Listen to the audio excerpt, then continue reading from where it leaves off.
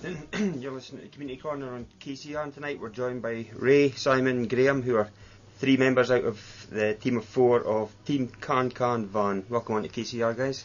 Thank you. Unusual name, but can you tell us a little bit, expand a little bit more on what Team Can Van is, what you're about? Well, we're entering the Mongol Rally for charity next year, taking a small car to Mongolia, obviously the land of Genghis Khan. Yeah, So we've got a bit of a play on words and come up with a dancing van, using the Genghis Khan idea. Right. And what's the Mongol Rally? Can you tell us a little bit about it? What's the history of it, etc.?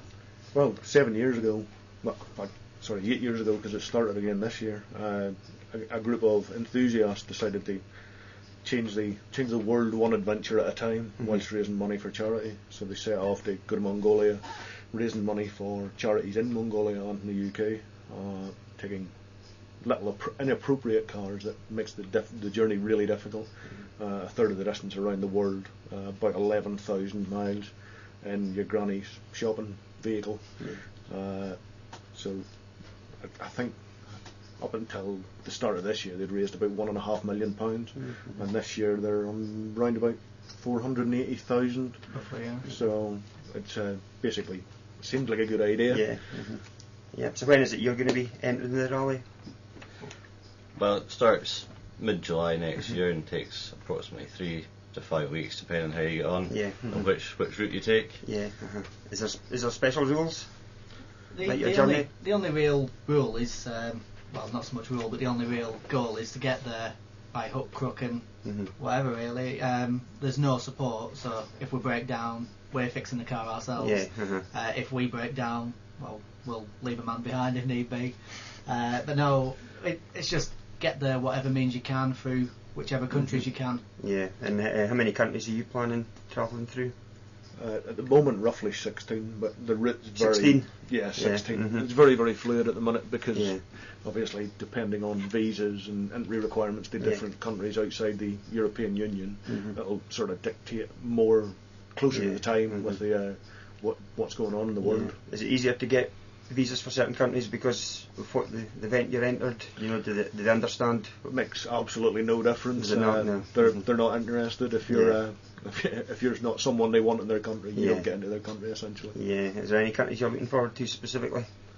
I'm quite looking forward to Hungary, if I'm honest. Somewhere a bit different. I think Czechoslovakia for me, Czech Republic rather. Went to Czech Republic a couple of years back, quite enjoyed myself out there, so won't mind revisiting. I suppose travelling through so many countries, is it getting the speed limit right? Is that going to be a bit tricky? Well, I don't think it'll be too difficult in a 1 litre car with 4 big lads. Have venues done anything like this before? No. Nothing is crazy, really. Yeah. It's pretty much a once in a lifetime opportunity. Yep. And how are you funding it? I mean, have you got sponsors, etc.? We're trying to gain sponsors at the moment. Obviously, the costs are quite substantial from even the visas. Like some countries, the visas are very expensive. The vehicle, fuel, food, everything else. So we are looking for corporate sponsorships. If anyone's interested, obviously they can get in touch through the website and the email. Yeah. What is the website for everybody that's listening? Van KHANVAN.co.uk.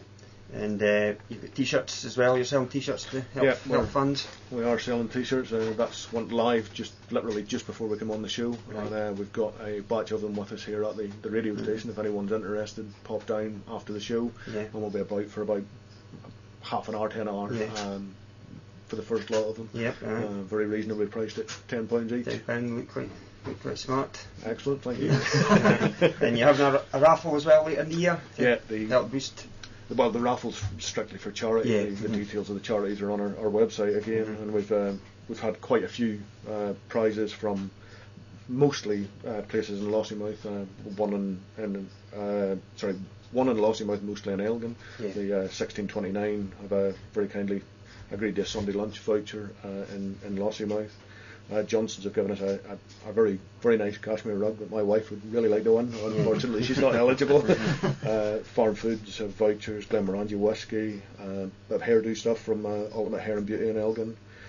bottles of wine from the Kismet, the Mansion House, a voucher from Divine Gifts, the Al Bahar, Scribbles, Spice Tandoori, Jimmy Chung's, a floral prize from Room de Bloom, but a higher voucher from Chuck McCall, and a gift pack from Starbucks, which is really nice. I wouldn't mind that myself. And a chocolate bouquet from the Olive Tree in Elgin. So quite a diverse range at the moment, and we are keen to get more. If anybody would be willing, again, just contact us on through the website. All our contact details are there. And if people are wanting raffle tickets, we've got them with us tonight again. That went live literally just before they come on air at £1 a ticket. You can either pop down and see us tonight for again we'll be here, or look on the website, or keep an eye out for us in the local area. Yeah, you'll be doing things between now and then to sell them. Yeah. You got any other events planned to help you with fundraising? We're looking at doing quiz nights. Again, all details of upcoming events will be on our website with plenty of time to spare. But we're looking at doing quiz nights, a car wash dressed in, full can outfits, and other various such entertainments, really. We have a bit of a charity auction as well that we're hopefully we'll get some sort of sport and memorabilia from the local teams. That's a hope at the moment more than a confirmed, and then appearances at the at different things that are going on. Again, just keep an eye on the website. It'll be the easiest way. Yeah. Have you had a lot of support already from various people? I know you're looking for sponsors, but we've had interest, but no one's sort of.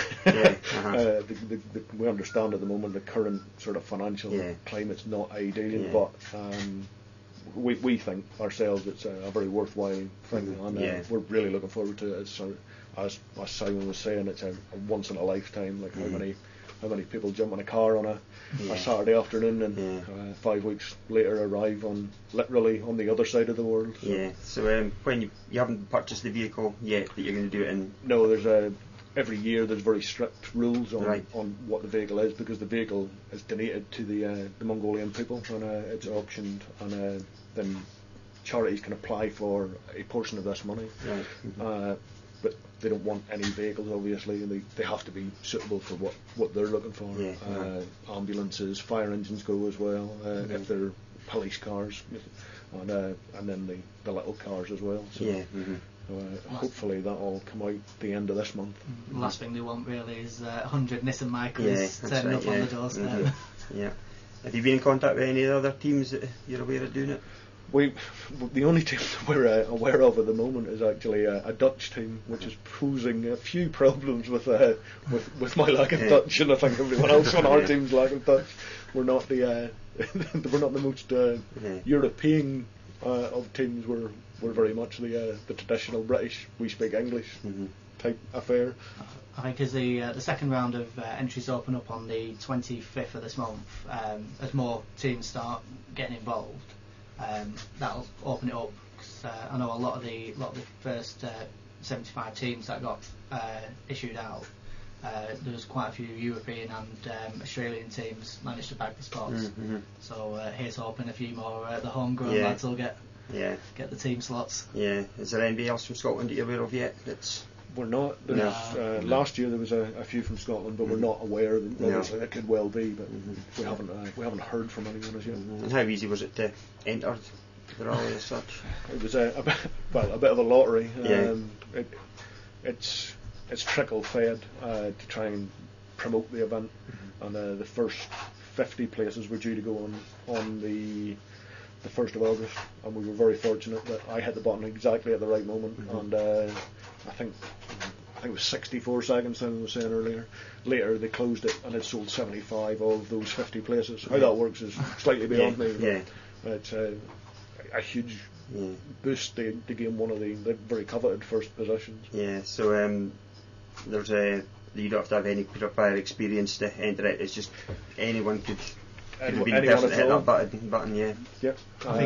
I think they prefer the more average person. The person who's going to get the most out of it is the person who's never done it before. Really.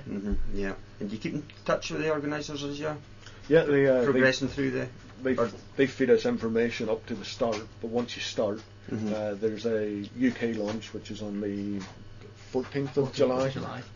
next year, and then on the 16th of July they have a European launch. Yeah. And after that they're not interested. There's no support from them, no contact from them until the 10th of August. Yeah. When you arrive triumphantly in Mongolia. Yeah. Yeah. So there's no actual checkpoints or anything like that. You just no, completely unassisted. No route, no support, and you're not allowed support. So you can't enter a team and have a huge budget and have a support team of mechanics chasing you across the world. Mm-hmm. And has there been any interesting stories from previous years? There must be some famous escapades. And there's quite a few, to say the least, from this year's entries, which are still going on at the moment. Every week, the adventurists, the people who organise the Mongol Rally, they feed you out basically a newsletter telling you of all the good things and the bad things that have happened. That it's things like one team who their engine blew up when they got to Germany, from London to Germany. The engine blew up.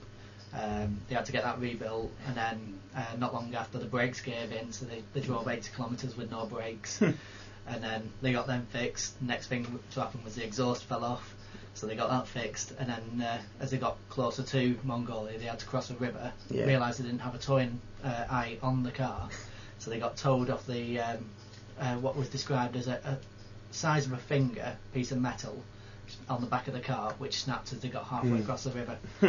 So there's definitely an element of excitement, shall we say. I think my favourite story has to be I think it was 3 years ago, where a team broke down on the Kazakh steppes, which is mixed remote areas of Scotland look like metropolises, and they managed to blag a lift from a nomadic tribesman on 3 horses. So there was 3 horses towing I can't remember what car it was, but it's a tiny car, for about 30 miles across a remote field, it looks like. So where else are you ever going to meet someone like that? Yeah. And what's the best way for people to get in touch with you or to track your progress, etc.? The best way would be on the website, really. As we said, it's www.khanvanvan.co.uk. We also have a Facebook account. Again, that's facebook.com/khanvanvan. A Twitter account, which is at khanvanvan. There's a bit of a trend here. Or even just to email us with khanvanvan@hotmail.com. Nice and simple. And the 4th member of your team, is Andy Holborn. He's a bit ill at the moment, unfortunately, but and you'll be going back onto KCR to tell us how you're getting on. We'd love to come back, definitely. Something like that. Once we've done the raffle and keep people updated, and see if we can keep raising money for good causes. Sorry. Oh well, no problem. Right, thank you very much, guys, for coming in. Excellent. Thank you. Good luck with everything.